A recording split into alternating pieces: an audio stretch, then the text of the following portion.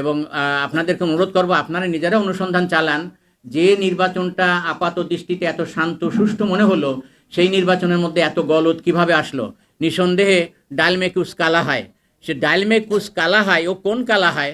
Body on camera এবং CCTV সেটার প্রয়োগ হোক এই জন্য যে ভোট গণনা যেন স্বচ্ছতা জবাবদিহিতার সাথে হয়, ভোট গণনা পদ্ধতি সারা জাতি যেন জানতে পারে, এই বিশ্বাসই তারা করে নাই। বিশ্বাস করলেও ইলেকশন কমিশন পূর্বাপর প্রথম থেকে নিয়ে শেষ অবধি তারা এটা নিষ্ক্রিয় ছিল।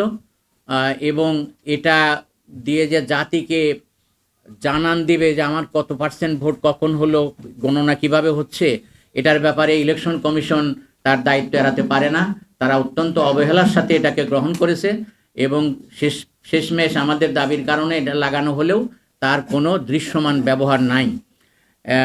যার ফলে এই গণনা পদ্ধতিটা জনগণের কাছে অত্যন্ত প্রশ্নবিদ্ধ হয়েছে, ফল প্রকাশও প্রশ্নবিদ্ধ হয়েছে। যদি এই বডি অন ক্যামেরার সবচেয়ে যদি সিসিটিভি যদি অন থাকতো যখন গণনা করা হচ্ছে, তাহলে এই যে ভোটের শিল্ডে পাল্টানো, কাটাছিড়া করা, কেন অতিরিক্ত সময় লাগলো, জাতি কিন্তু এই প্রশ্ন করতো না।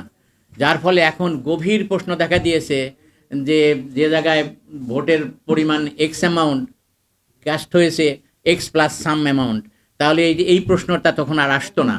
তো এইটা একটা আপাত দৃষ্টিতে শান্তিপূর্ণ নির্বাচনকে প্রশ্নবিদ্ধ করার জন্য প্রশাসন এবং ইলেকশন কমিশন নিজেই দায়ী। আর প্রশাসন কেন দায়ী, স্ট্রাকচারালি দায়ী কেন, সেটা আমি বলেছি যে ইলেকশন শুধুমাত্র যেদিন ইলেকশন হচ্ছে ওইটাই ইলেকশন না, তার আগের থেকে প্রস্তুতি, সব কিছু, গণনা, ভোট গ্রহণ, গণনা, ফল প্রকাশের পরে সহিংস ঘটনাকে স্তীমিত রাখা, এই ঘটনাগুলো যে ঘটেছে, এটা আমরা বলবো যে আপাত দৃষ্টিতে শান্তিপূর্ণ নির্বাচন হলেও অনেক ক্ষেত্রেই এজেন্টদেরকে বের করে দেওয়া হয়েছে।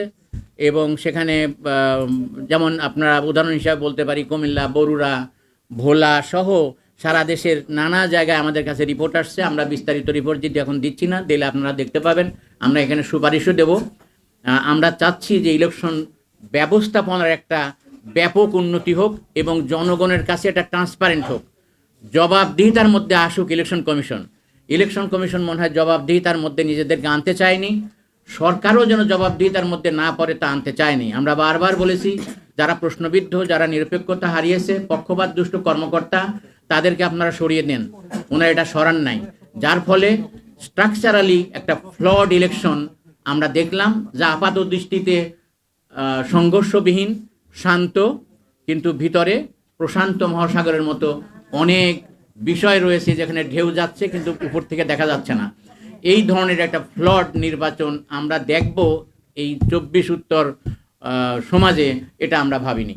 আশা করি আপনারা এ নিয়ে গভীর অনুসন্ধান চালাবেন এবং আমরা সিভিল সোসাইটির পক্ষ থেকেও এটা নিয়ে আমরা গভীর অনুসন্ধান অব্যাহত রাখব।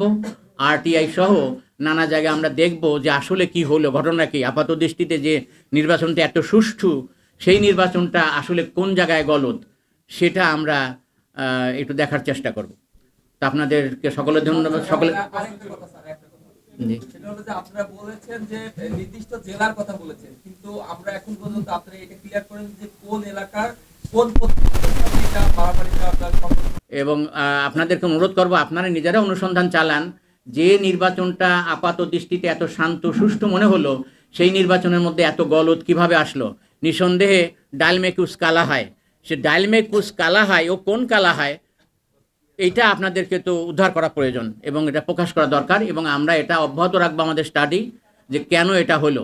এটা কি আমার স্ট্রাকচারালি প্রশাসনের কোনো বিষয়, নির্বাচন কমিশনের বিষয়, নাকি আরও উচ্চ পর্যায়ের বিষয়, নাকি সংবেদনশীল কোনো প্রতিষ্ঠানের এই সংবেদনশীল আচরণের কারণে এই রকম ঘটনাগুলো ঘটলো?